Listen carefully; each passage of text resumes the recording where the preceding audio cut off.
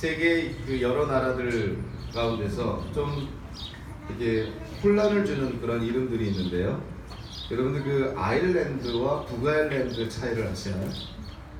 아일랜드는 영국의 북쪽에 있는 하나의 섬나라, 독립국가죠. 아일랜드가 있고, 그리고 그 아일랜드 그 섬나라의 한 작은 한쪽 모퉁이에 있는 북아일랜드라는 지역이 있습니다.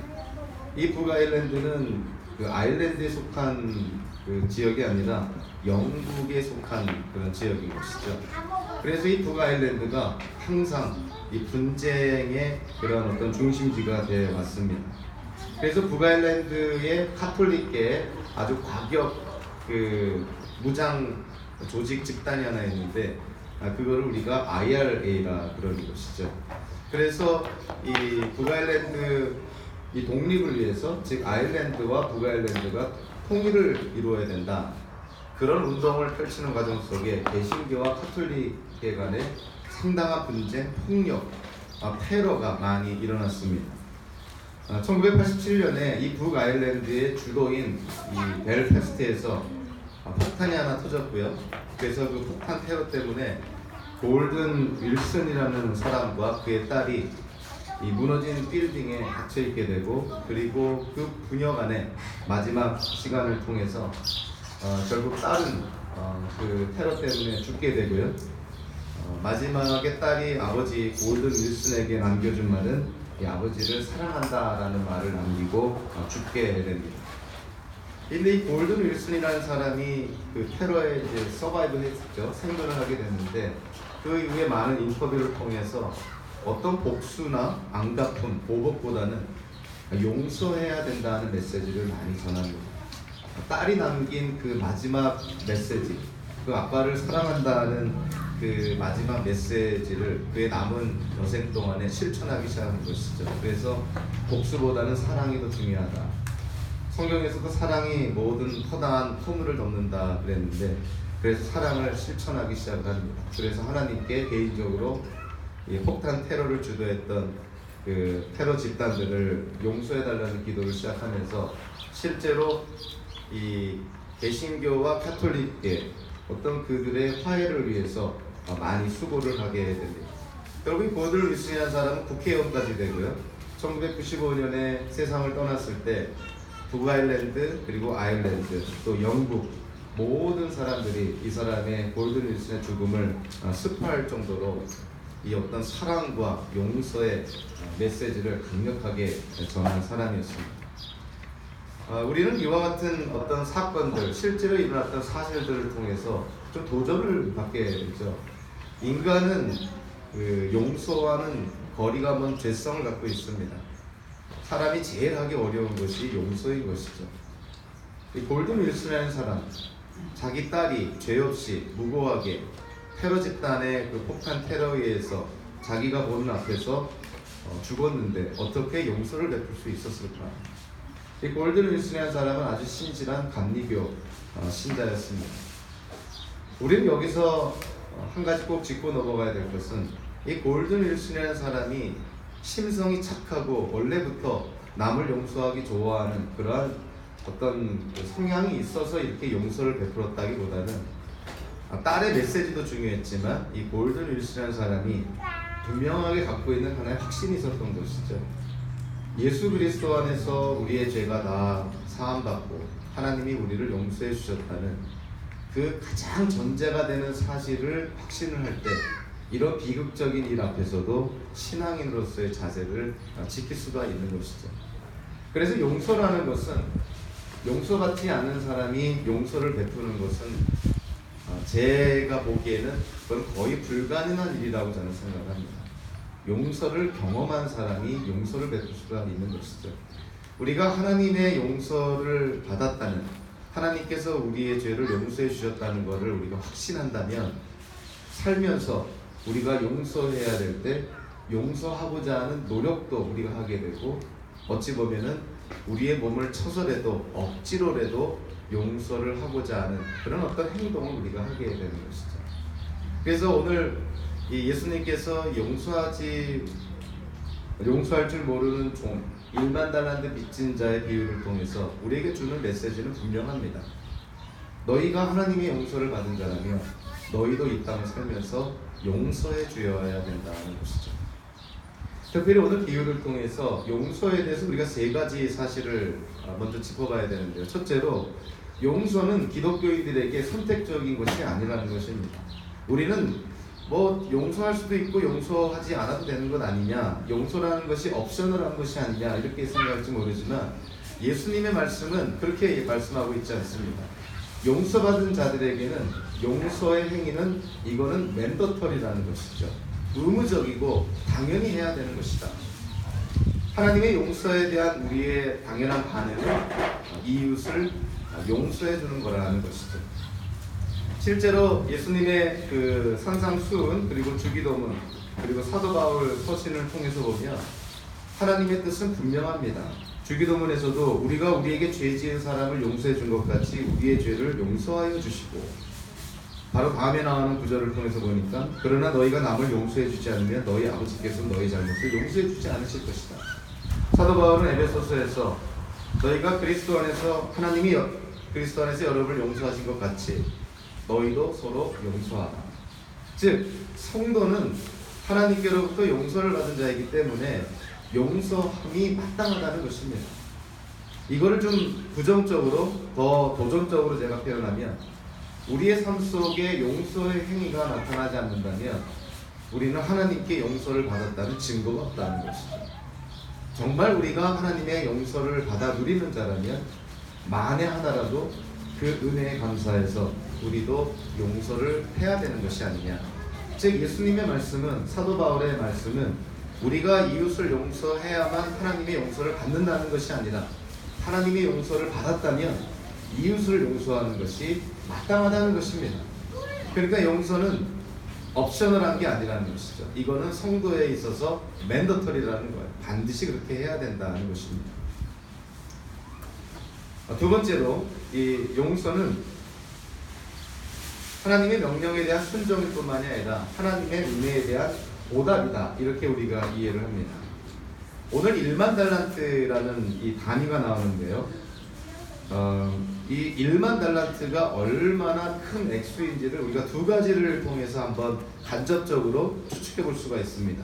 예수님 당시에 유대 지방, 이두메 지방, 사마리아 지방, 이 세 개의 지방이 로마 정부의 1년에 낸 세금 총액이 얼마냐면 600달란트입니다.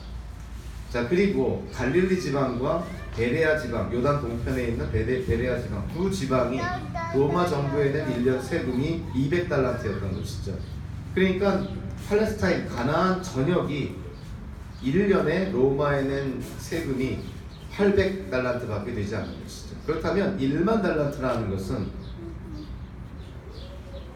이 가나안 땅 전체가 로마에 낸 1년 세금의 10배가 넘는 금액인 것입니다.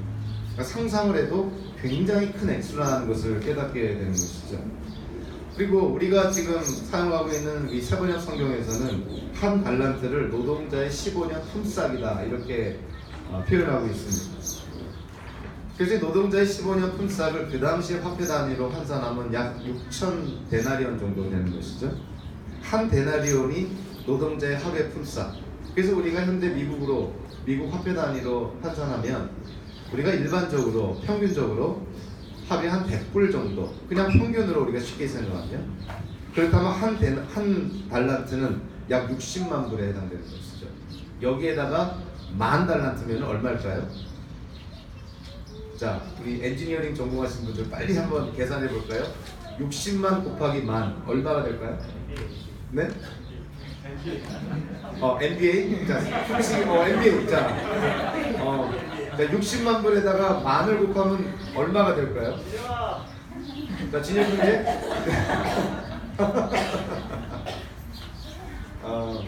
60억 불에 해당돼요. 60억 불이요. 네. 이게 6 밀리언 달러인데요. 우리가 쉽게 이제 피부에 와닿죠. 60억 불은 평생을 우리가 한 푼도 쓰지 않고 모아도 갚지 못할 액수입니다. 그러니까 오늘 비유에서 이 왕이 10,000달란트 빚진 자의 빚을 탕감해 주었다는 것은 이거는 상상할 수 없는 은혜라는 것이죠. 예수님의 비유에서 왕은 예외 없이 하나님을 상징합니다.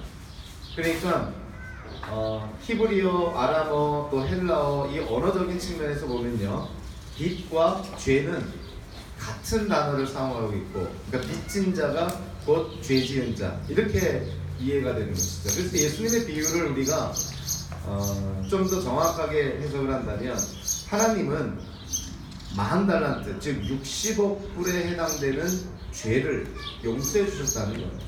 그러니까 이거는 정말 감당할 수 없는 은혜라는 것이죠.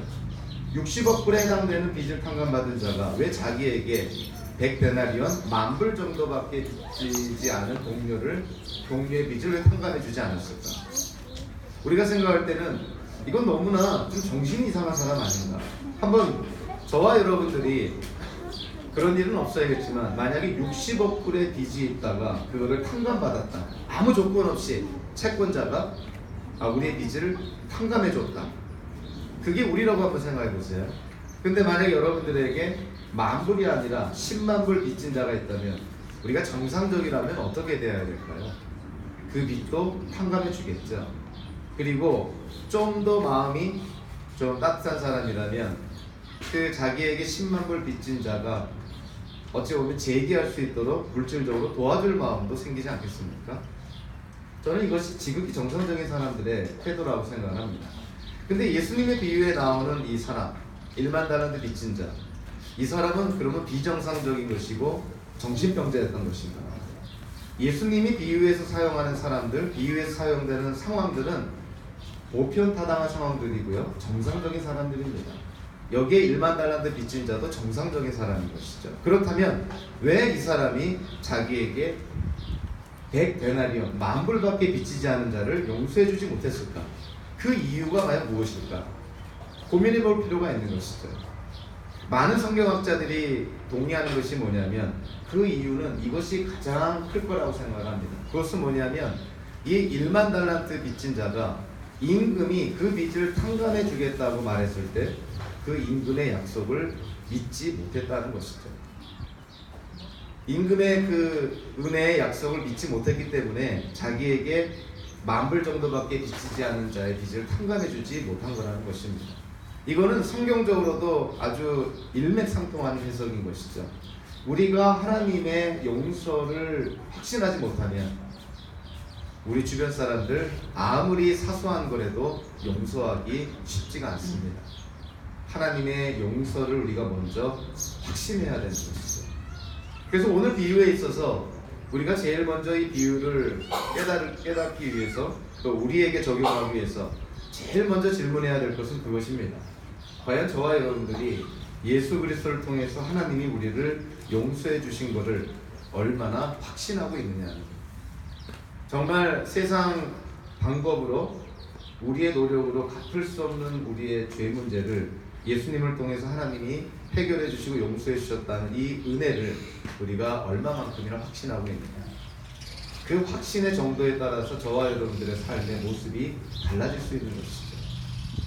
10,000달란트 빚을 탕감받았음을 확신했다면 100데나리온이 아니라 1달란트 빚진 자라도 용서해 줬을 거라는 것입니다.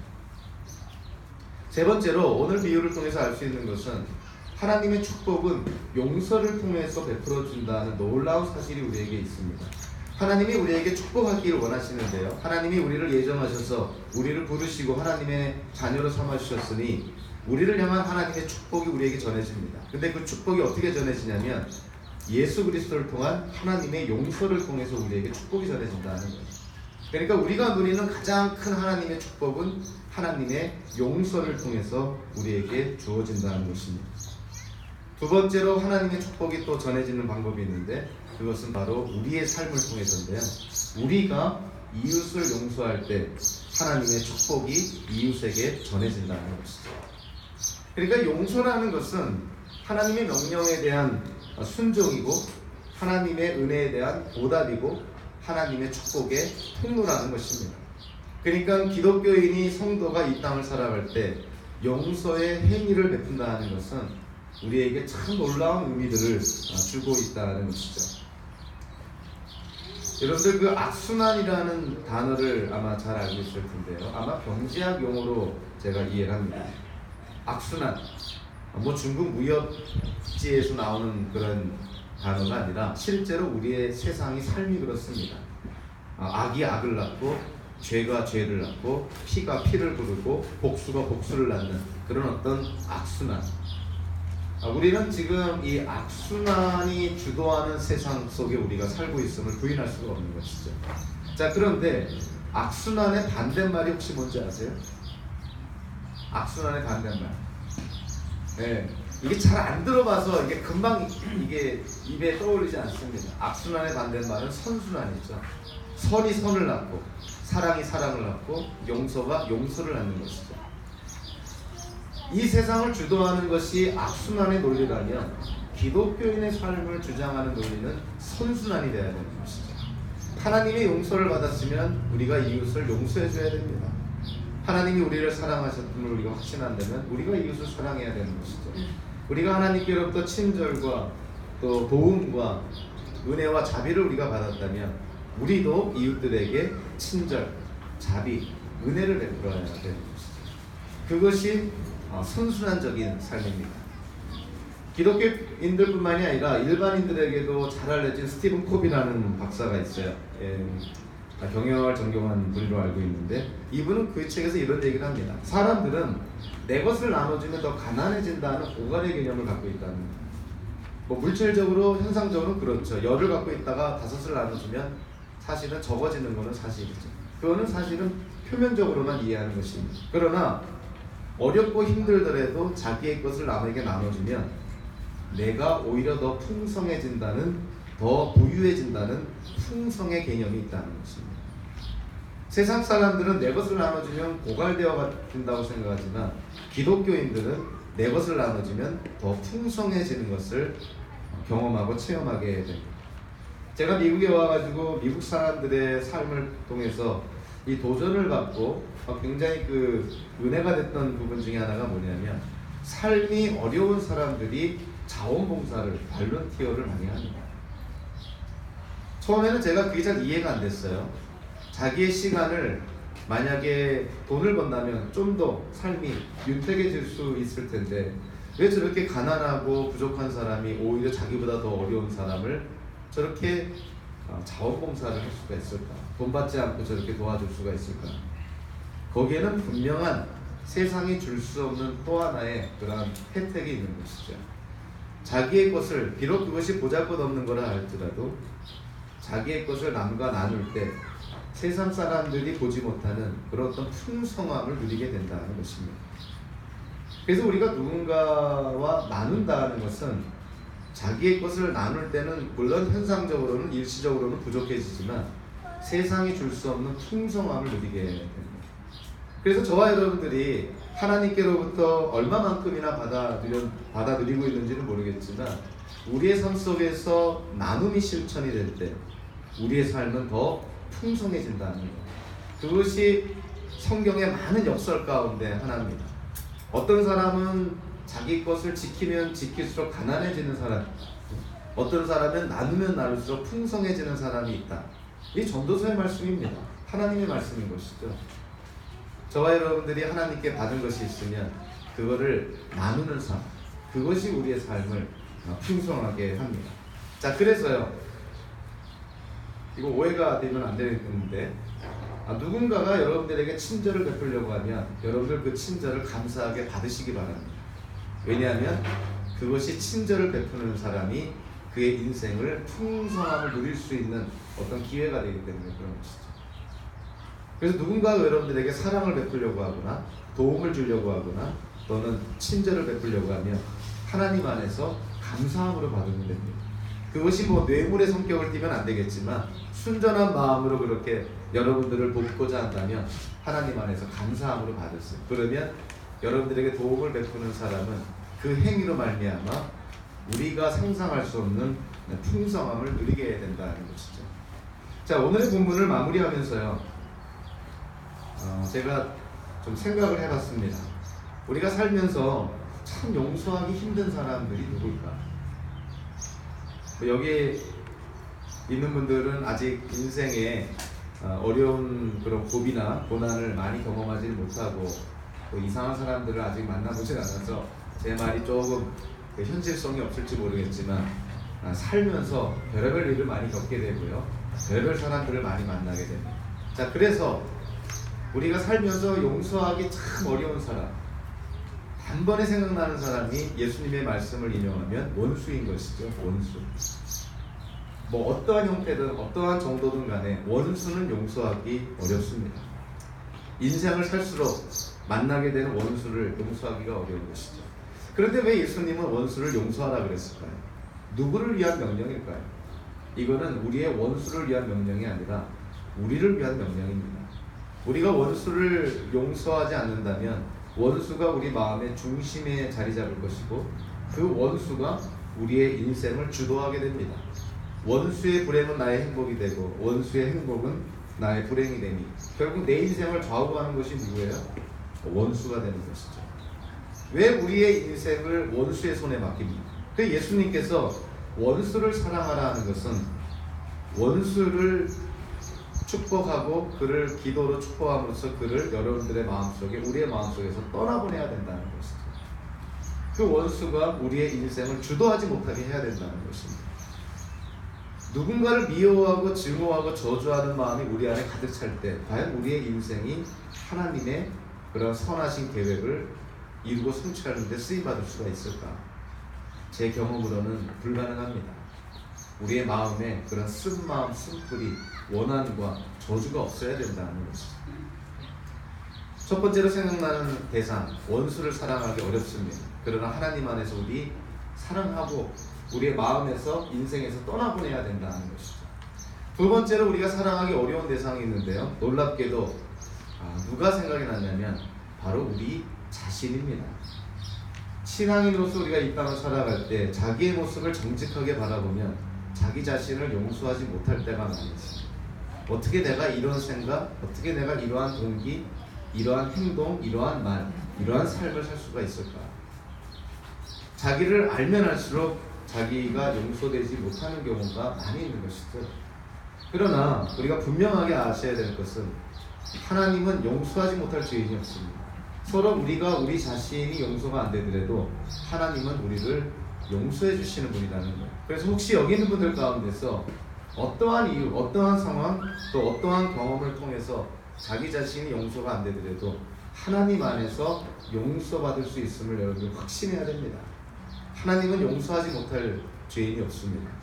회개하고 하나님께 용서를 구하는 자는 하나님은 다 용서해 주시는 분이라는 것이죠. 자, 세 번째로 우리가 용서하기 어려운 또한 대상이 있습니다. 이건 정말 제가 조심스럽게 얘기해야 되는데요, 우리가 용서하기 참 어려운 대상 중에 어찌 보면 가장 힘든 대상이 누구냐면 그건 다름 아닌 하나님이시랍니다. 여러분들 신앙생활 하면 할수록 성경을 통해서 하나님을 알아가면 알아갈수록 우리의 인생 속에 일어나는 일들이 이해가 안 될 때가 있습니다. 하나님, 왜 나에게 이런 일이 일어납니까? 왜 나에게 이런 사람을 만나게 해서 이런 어려운 인생을 살아가게 합니까? 왜 내가 이러한 상황 속에 놓이게 돼서 왜 내 인생이 왜 이렇게 고난 가운데 빠지게 됩니까? 하나님을 몰랐을 때는 세상을 원망할 수가 있고 사람을 원망할 수가 있습니다. 그러나 성경에서 계시는 하나님을 알아가면 알아갈수록요, 하나님에 대해서 원망이 막 생겨나게 됩니다. 전지전능하신 하나님께서 왜 하나님이 예정하시고 하나님의 자녀로 삼아주신 내 인생을 왜 이렇게 어렵게 만듭니까? 왜 다른 사람은 겪지도 않는 고난을 왜 제가 겪어야 됩니까? 하나님이 용서가 안 될 때가 있어요. 우리는 그 욥기를 통해서도 알게 되는 것이지만 우리가 이 세상을 통해서 우리가 이해하지 못하는 상황, 이해하지 못하는 일들이 우리의 삶 속에서 많이 일어납니다. 그럴 때 우리 안에 분명한 생각이 갖춰져야 될 것은 우리의 이해를 뛰어넘는 하나님의 분명한 선하신 계획이 있다는 것이죠. 어떤 분들에게는 이런 설명조차 위로가 안 되는 어려움을 겪는, 또 어려움을 겪었던 분들도 있습니다. 그럼에도 불구하고요, 우리 성도는 비록 이 세상에서 우리에게 일어난 모든 일들을 다 이해하지 못하더라도 하나님의 선하심을 믿어야 됩니다. 비록 우리가 죽을 때까지 설명이 안 되는 일이 있다 하더라도 나중에 하나님을 만났을 때 하나님 안에서 다 해결이 된다는 것입니다. 그래서 우리가 어떻게 보면 인간의 한계를 인정해야 되는데, 우리가 살면서 모든 일들을 다 이해하지 못하더라도 하나님을 원망하지 마시고 나중에 하나님을 얼굴과 얼굴을 대하고 만났을 때 우리의 모든 궁금증들이 다 풀어진다는 사실을 여러분들이 확신을 하고 그런 확신 속에서 여러분들이 살아가기를 원합니다. 예수님의 비유는 우리에게 분명하게 말합니다. 너희가 하나님의 용서를 받았다면 이웃을 용서해라. 비록 그 이웃이 정말 용서하기 힘든 대상이라 할지라도 하나님의 용서를 베풀라는 것이죠. 저와 여러분들의 삶 속에서, 그리고 우리 에나바 한인장로교라는 공동체가 이제는 악순환의 세상의 논리를 따라가는 것이 아니라 선순환의 논리를 따라가는, 용서가 용서를 낳는 그러한 선한 인생, 선한 공동체가 되기를 주님의 이름으로 축원합니다. 기도하겠습니다. 고마우신 하나님, 이곳에 모이는 우리들에게 또 귀한 말씀 하나님 허락해 주심에 감사를 드립니다. 예수 그리스도를 통한 하나님의 용서를 우리가 확신하게 해주시고, 그리고 이 땅을 살아갈 때 그 용서를 조금이나마 베풀고 실천하며 살아가는 우리의 인생, 또 이 공동체가 될 수 있도록 인도하여 주시옵소서. 예수님의 이름으로 기도하옵나이다. 아멘. 우리 다 함께 찬송가 269장 함께 찬양하겠습니다. 그 자복한 십자가에